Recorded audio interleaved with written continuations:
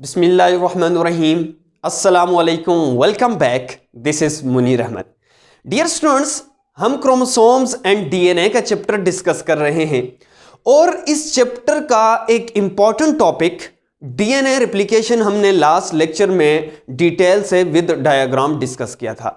आज हम इसी चैप्टर का एक और इंपॉर्टेंट टॉपिक डिस्कस करने जा रहे हैं जो है cell use RNA to make protein, यानी कि सेल प्रोटीन कैसे बनाता है, यानी प्रोटीन सिंथेसिस कैसे होती है या सेंट्रल डोग्मा कैसे होता है, क्योंकि प्रोटीन सिंथेसिस को ही हम सेंट्रल डोग्मा कहते हैं। तो डियर स्टूडेंट, सबसे पहले आपको यह पता होना चाहिए ये जो बॉडी के हमारे सेल्स हैं, ये जो प्रोटीन बनाते हैं, ये प्रोटीन क्यों बनाते हैं। तो आपको पता है कि हमारी बॉडी के अंदर मोस्टली जो स्ट्रक्चर्स हैं, फॉर एग्जांपल हेयर की स्ट्रक्चर है, नेल की स्ट्रक्चर है, हमारी बॉडी के अंदर जो एंजाइम्स हैं, जो एंटीबॉडीज हैं, वो सारी की सारी प्रोटीन से मिलकर बनती हैं। तो इट्स मीन्स के प्रोटीन हमारी बॉडी के लिए बहुत ही इंपॉर्टेंट है। ये फंक्शनल रोल भी प्ले करता है और स्ट्रक्चरल रोल भी प्ले करता है। अब क्वेश्चन ये है कि ये प्रोटीन आती कहां से है।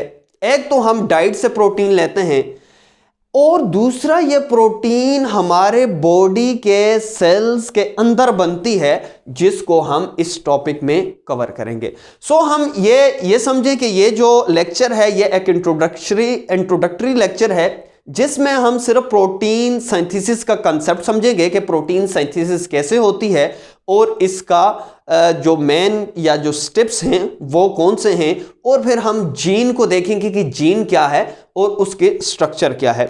तो हम इसको प्रॉपर डिफाइन करने से पहले जीन को पहले इसका कंसेप्ट समझते हैं कि जीन क्या है, देन फिर इसको प्रॉपर डिफाइन करते हैं। डियर स्टूडेंट्स, आपको पता है कि हमारी बॉडी में ट्रिलियंस ऑफ सेल हैं। फॉर एग्जांपल ये एक सेल है और ये उसका न्यूक्लियस है। ये फॉर एग्जांपल सेल का साइटोप्लाज्म है, जबकि ये सेल का न्यूक्लियस है। तो आपको पता है कि हमारे बॉडी के सेल के न्यूक्लियस के अंदर क्रोमोसोम्स पाए जाते हैं। फॉर एग्जांपल मैं क्रोमोसोम्स की डायग्राम यूं शो कर देता हूं। और आपको पता है कि जो क्रोमोसोम होते हैं, इनकी अगर बेसिक कंपोजिशन देखी जाए तो क्रोमोसोम्स प्रोटीन और डीएनए से मिलकर बनते हैं। सो हमने इस क्रोमोसोम से सिर्फ डीएनए ले लिया, क्योंकि हम प्रोटीन सिंथेसिस देखेंगे कि प्रोटीन कैसे बनेगी। सो ये क्रोमोसोम है। जब क्रोमोसोम्स की स्ट्रक्चर यानी कंपोजिशन देखी तो उसके अंदर दो चीजें हैं, एक डीएनए होता है, इसके अलावा प्रोटीन होती है जिसके ऊपर डीएनए कॉइल होता है। अब आपको पता है कि ये जो डीएनए है ये डबल स्ट्रैंडेड होता है। एक स्ट्रैंड 5 प्राइम से 3 प्राइम की तरफ होता है और दूसरा स्ट्रैंड 3 प्राइम से 5 प्राइम की तरफ होता है। दोनों अपोजिट होते हैं। क्यों अपोजिट होते हैं? 5 प्राइम क्या है, 3 प्राइम क्या है, ये हम ऑलरेडी प्रीवियस लेक्चर्स में, जिसमें हमने केमिकल नेचर ऑफ डीएनए में डिटेल से डिस्कस किया था। अब फॉर एग्जांपल ये डीएनए है। अब इस डीएनए यानी डबल स्ट्रैंडेड डीएनए से सिंगल स्ट्रैंडेड आरएनए बनेगा। अब इस प्रोसेस को, जिसमें डीएनए से आरएनए बनता है, इस प्रोसेस को ट्रांसक्रिप्शन कहते हैं। यह हम डिटेल से पढ़ेंगे कि ट्रांसक्रिप्शन कैसे होती है, कौन से एंजाइम्स हैं जो डीएनए से आरएनए बना देते हैं। अब ये जो आरएनए है, फॉर एग्जांपल राइबोसोमल आरएनए भी हो सकता है, ट्रांसफर आरएनए भी हो सकता है, मैसेंजर आरएनए भी हो सकता है। अब इसको लेट्स सपोज कि ये मैसेंजर आरएनए है। मैसेंजर आरएनए को एम स्मॉल लिखना है और आरएनए कैपिटल लिखना है। सो जो मैसेंजर आरएनए है ये बन चुका है through the process of transcription from DNA. सो सबसे पहले क्या हुआ, डीएनए से सिंगल स्ट्रैंडेड जो आरएनए या मैसेंजर आरएनए बनता है इसको ट्रांसक्रिप्शन कहते हैं। सो मैं अगर आपसे क्वेश्चन पूछूं, ट्रांसक्रिप्शन का जो प्रोसेस है यानी डीएनए से जो आरएनए बना है ये साइटोप्लाज्म में हो रहा है या न्यूक्लियस में हो रहा है, तो डेफिनेटली ये न्यूक्लियस के अंदर हो रहा है। अब ये जो मैसेंजर आरएनए है न्यूक्लियस से ये शिफ्ट होगा, शिफ्ट होने के बाद ये बाहर साइटोप्लाज्म में आएगा और आपको पता है कि साइटोप्लाज्म में राइबोसोम्स मौजूद होते हैं। अब जब ये बाहर आएगा राइबोसोम में तो राइबोसोम के साथ ये यूं अटैच हो जाएगा। अब राइबोसोम क्या करेगा, इस मैसेंजर आरएनए को देखकर उस तरह के अमाइनो एसिड को अपने ऊपर अटैच कर देगा और एक किस्म की प्रोटीन बना देगा। सो मैसेंजर आरएनए से फोकस कीजिएगा, प्रोटीन का बनना, मैसेंजर आरएनए आया राइबोसोम के पास और इससे जब प्रोटीन बनी इस प्रोसेस को हम ट्रांसलेशन कहते हैं। सो इसका यह मतलब हुआ प्रोटीन सिंथेसिस 2 स्टेप्स में होगी।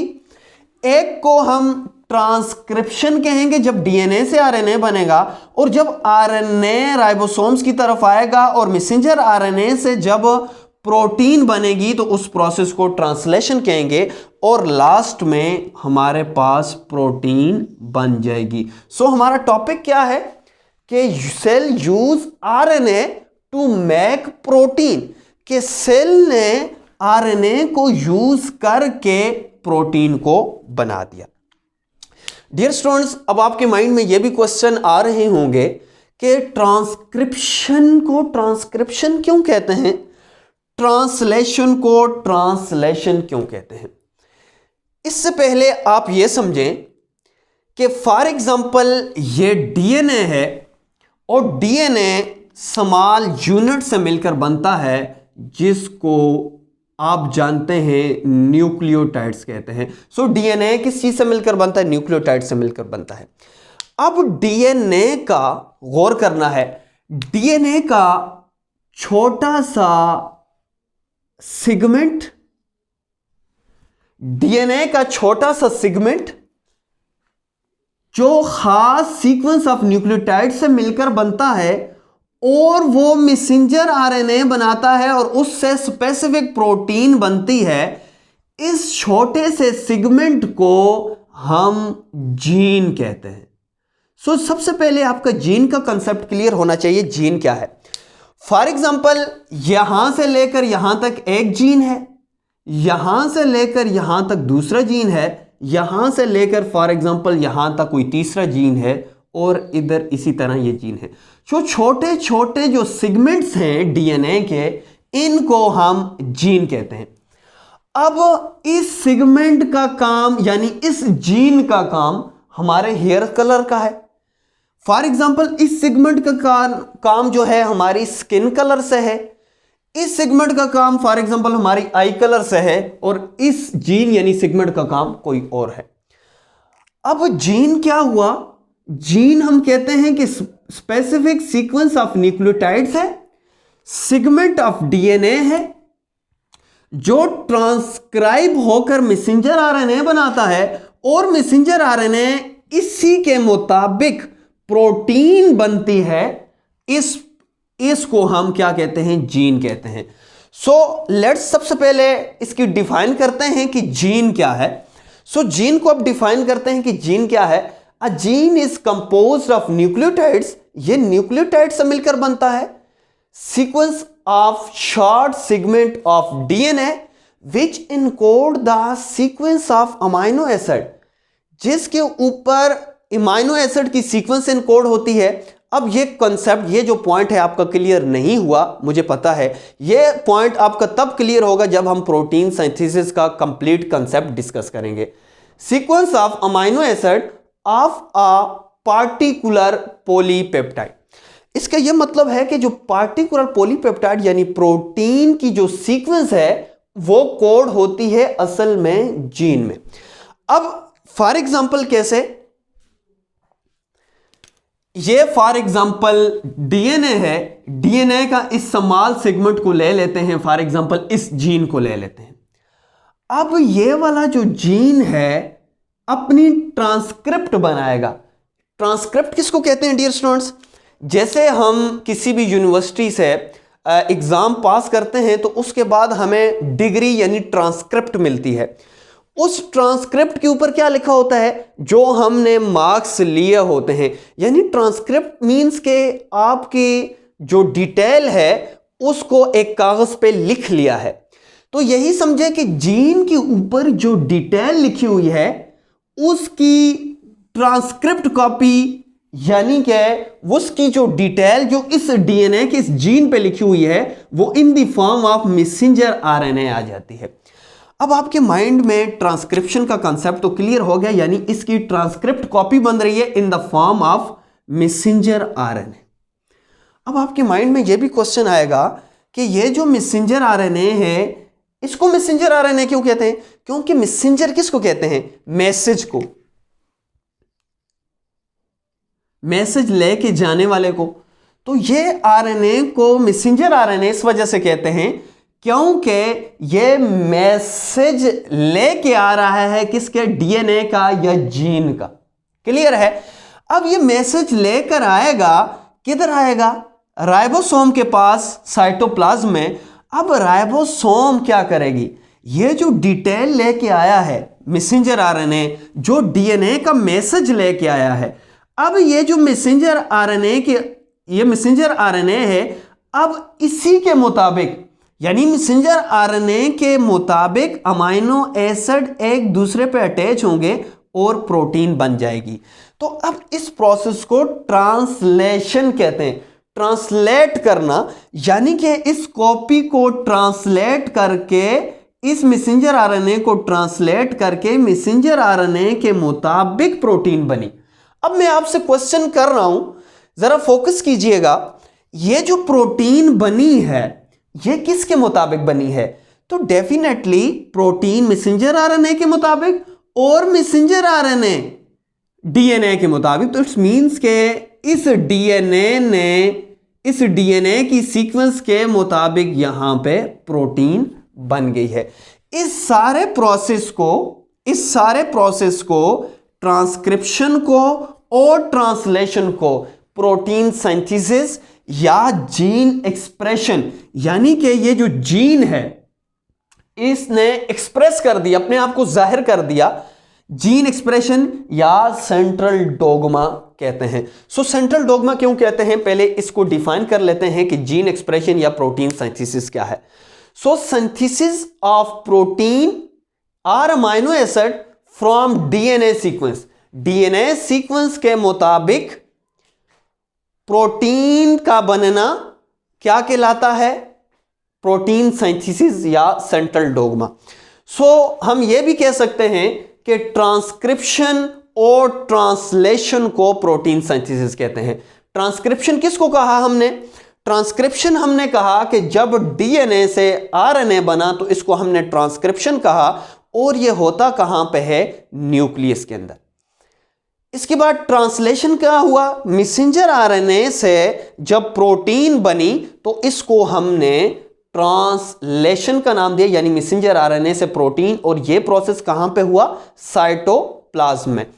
अब आपके माइंड में यह क्वेश्चन आएगा कि sir central dogma protein synthesis को क्यों नाम दिया जाता है? जीन एक्सप्रेशन भी हमें समझ आ गई, प्रोटीन सिंथेसिस भी हमें समझ आ गई, लेकिन इस प्रोसेस को सेंट्रल डोग्मा क्यों कहते हैं?